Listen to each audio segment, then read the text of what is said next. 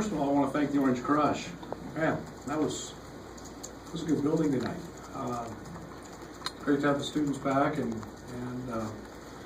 then play like that in front of them. It was very, very exciting, and we appreciate them being there.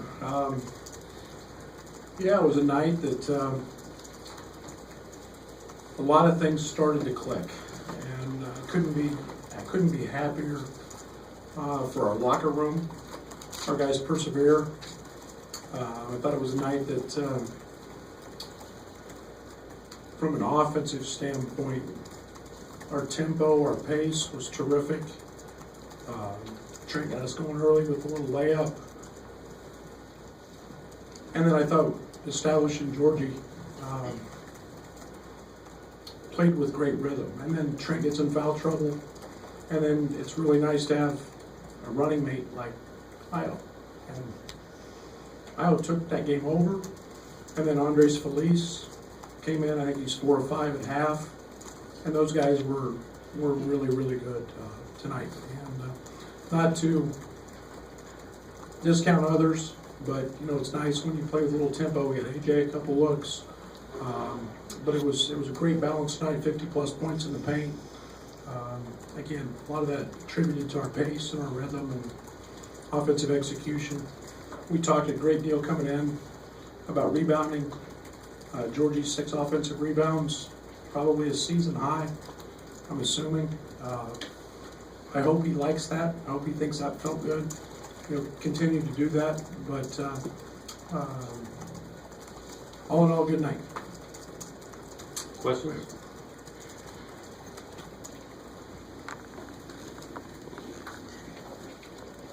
Brett, were you happier with the offense or the defense, or does it all flow together? I'll answer that. I don't know how to answer that yet. It's nice to see other teams have shot clock problems. And, you know, I think that you know, I'm always a defense first guy. But I thought we did a good job. I thought our ball pressure was really good.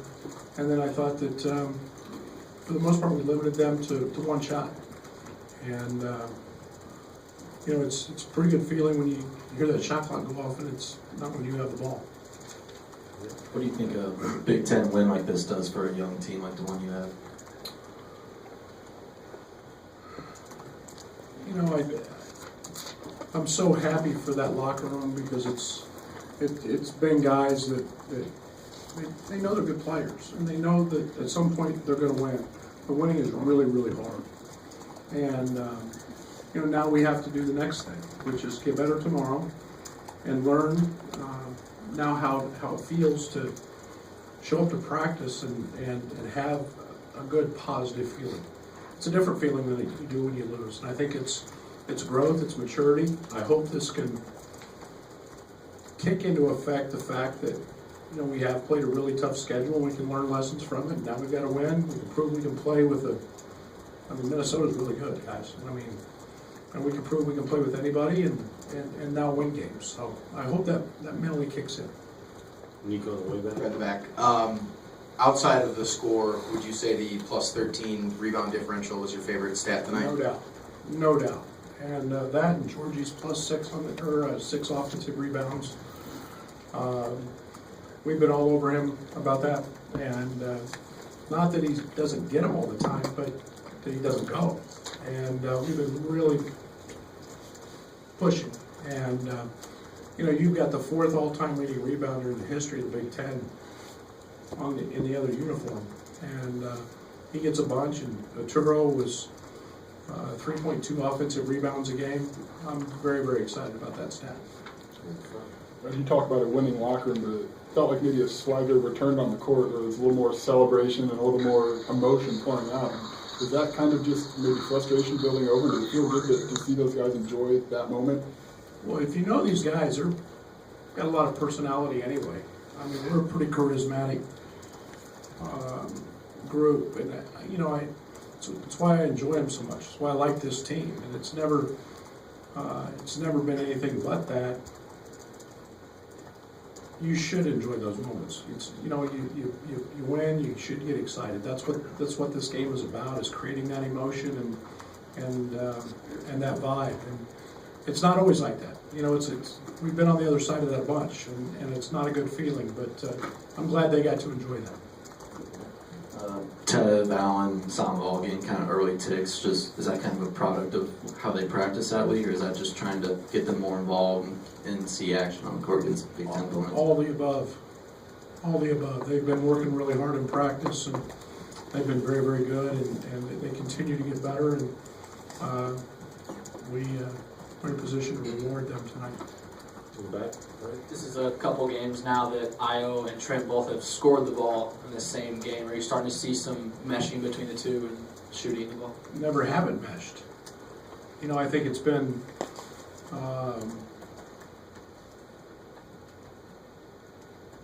the pace helped that. The tempo helped that. That's something that is we've been trying to play with a certain pace and tempo and not turn it over as highly as we have been. Tonight was a great example of that. But you know, it's those two are extremely close. I've said it defensively. Those two have been ball hawks. I think it's been quite some time since all three of them played as well as they played tonight, meaning Dre. And they all did it in different spots. And you know, Andres Feliz is a really good player. And you know, yet glad to see him get off this night a little bit as well. Coach, Io's put together a pretty remarkable run in these last several games. And he's not 19 yet. His birthday's tomorrow. Have you seen any player of his age do something like that at a young age in your career? Yeah, I've been very fortunate. I got to coach Michael Beasley. You know, Michael Beasley was the number 2 pick in the draft, the same year that Derrick Rose was the first pick to the Bulls. Mike was probably the most dominant player in college basketball that year. He averaged 26 and 12. You know, as an 18-year-old. So now, beyond that, I mean, you know, Io's definitely up there. There's no question. Io's unique, and I say that in a very, very positive way. And that he's got a great mental capacity to learn and absorb information. Not a lot of 18-year-olds have that, and he does that. And now the game's starting to slow down, our system's sinking in, and he's able to play quickly, but the game for him is slow. And he's been great. He's unbelievable defensively right now. Just Iowa and Georgia combined for 43 points. Just heading into the season, did you think that you could see like a stat like that from those two? Well, I'm not going to say I'm surprised by Georgia. I knew he was a good player. He averaged 9 a game in high school. You know, how many 9-point-a-game guys do you see step into the Big Ten and score 20 in a game?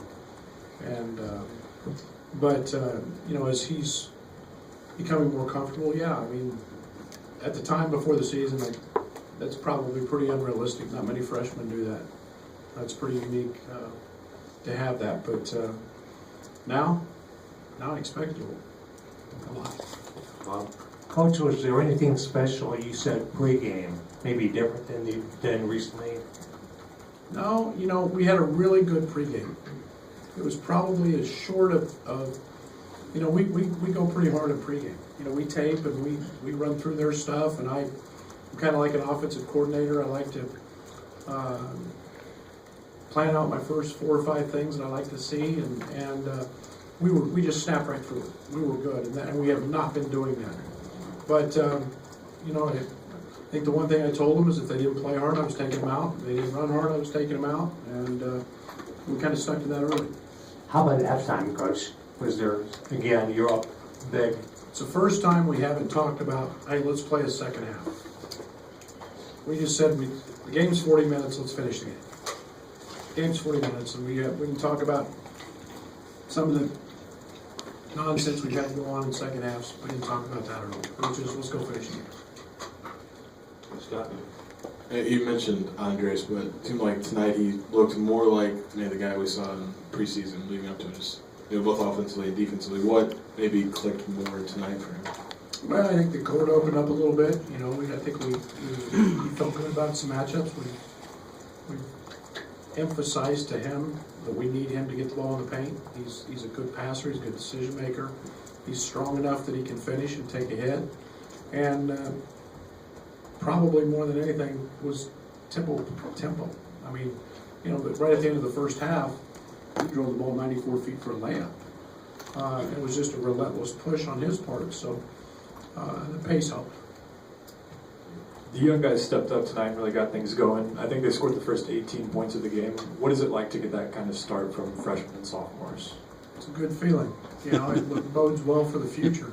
It was good for tonight too, but we see that in practice. So I'm not going to say I'm surprised. I'm really happy to see Tevian, jump in there and make a three, and then you saw a little bit of his athleticism on his drive late, and a little anxiety probably got him a couple fouls, and we still haven't seen Allen just jump up and have one of those nights where he's going to make a bunch of threes that he's very capable of. But those guys are doing great. We saw Samba's little fade away and saw a glimpse of it, and these guys are getting better. And tonight it was good to see them rewarded with playing time and having to execute when the game matters.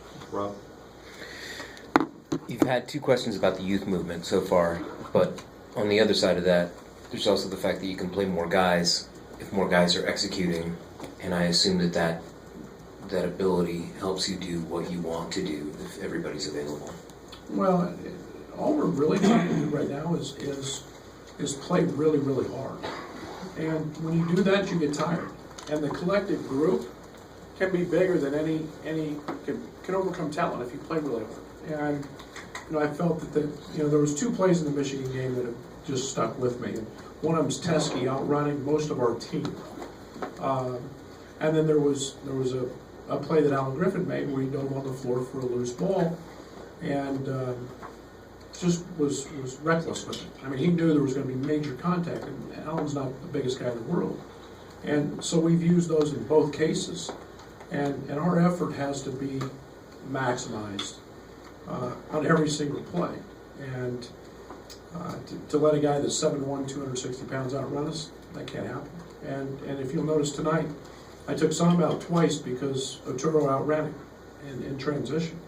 And we've got to get guys playing with maximum effort and increase depth. That helps. And that's something that I hope we can continue to do. It eases the load on everybody. They can play as hard as they can. Was there a particular reason for Adonis not playing tonight? No, Sam has been really good in practice. I didn't go in anticipating anything, but it was a great opportunity to get Zach and Samson some clock late, and those guys worked their tail off every single day, and so it was good to get them in the ballgame. AJ coming off the bench this game, is that to kind of help the bench unit out a little bit more? Yeah, and I thought just a little change. DeMonte's been really good in practice, and I have a lot of trust. Not that I don't in AJ, but I thought maybe just a different vibe for AJ going in and coming off the bench, seeing the game, seeing the flow of the game, and AJ's really good when that tempo's like that, and he's we find him, and so it's good to see him make some shots. Scott? Getting out transition more, changed things for you offensively, but it seemed like you were running maybe less of the handoff in the pinch post and more just action around the perimeter. Was that something you emphasized just for this game, or just made a little bit of change in the offense? Yeah, we tweaked it a little bit. It didn't have as much to do with spread as it did, tempo. We like some of the matchup things we felt like we could exploit. But we're also trying to get the ball in the paint a little more, and not just do it with feeding Georgie directly. Now we were discouraged. We had 42 points, I think, against Michigan at points in the paint, but it was about getting to the foul line, trying to be a little more assertive. So we tweaked it just a little bit. Bob? Coach, you mentioned the guys having fun tonight. Did you have fun? Is this kind of game easier on your voice, your knee? Do things feel better now than did maybe before? Winning feels really good. I mean, there's no doubt about that. My knee's great. I've got a cold, so my voice is probably more raspier than ever. But I know one thing tonight, I think I'll sleep a little better. And the nights, people don't know me very well, I'm not a very good sleeper, especially when we're not playing great, so that'll be nice. Right in the middle. You spoke a little bit about the tempo. When you guys play with pace, like when you played against Gonzaga, you guys can play really, really well. Is playing with pace and trying to play quick and play loose, is that something that you emphasize in practice? Because, I've noticed some of the games earlier this season, maybe you haven't gotten out and played with the pace that you wanted to. So is that something you emphasize or not? Well, I think, yeah, that we definitely want to play fast. I mean, we want to try to score under 7 seconds, and I'll be excited to see some of the numbers. Opponent has something to do with that.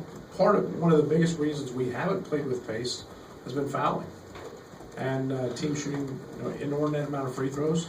We get the ball out of the net, it gets really challenging to run. We're getting better in that area. We've become a much more solid and sound defensive team. But yeah, if we can, we can. And the thing we've still got to do is, what was our turnovers tonight? 16? That's still way too many. And that's the balance we're trying to find with understanding how to play fast and then play smart. Isaac, Brad, Minnesota starts the second half with a 9-3 run. How important was it for Io and AJ to get going and going like that 14-0 score to kind of end it right there instead of letting them creep back in and make it a game down the stretch? Well, it was a big part of it, but I also felt really good. Our first 2 shots were Georgie right at the rim.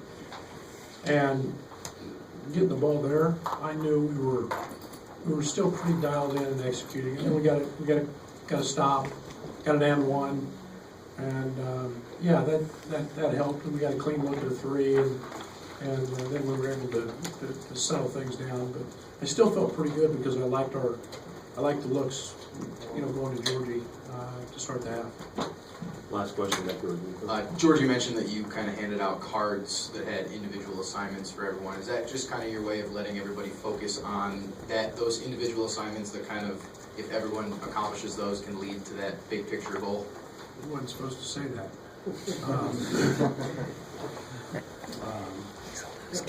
Keep it very simple.